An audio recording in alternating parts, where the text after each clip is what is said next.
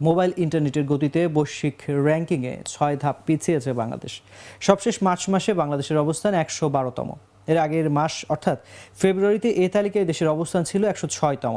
একই সময়ে ব্রডব্যান্ড ইন্টারনেটেও এক ধাপ পিছিয়ে ১০৭তম থেকে ১০৮-এ নেমে গেছে বাংলাদেশ। বিশ্বের বিভিন্ন দেশে ইন্টারনেটের গতি কেমন তা তুলে ধরে প্রতি মাসে স্পিড টেস্ট গ্লোবাল ইন্ডেক্স নামে প্রতিবেদন প্রকাশ করে ওকলা। প্রতিষ্ঠানটির সবশেষ প্রতিবেদন থেকে এ তথ্য জানা গেছে। ওকলার তথ্যানুযায়ী মার্চ মাসে বাংলাদেশে মোবাইল ইন্টারনেটে গড় ডাউনলোড স্পিড ছিল ২৪.৫৯ এমবিপিএস আর আপলোড স্পিড ছিল ১১.৫৩ এমবিপিএস। এ সময় দেশের মিডিয়ান ল্যাটেন্সি ছিল ২৫ মিলি সেকেন্ড। মোবাইল ইন্টারনেটের মানের সূচকে গত ৬ মাসের মধ্যে সবচেয়ে বেশি অবনতি হয়েছে চলতি বছরের মার্চে।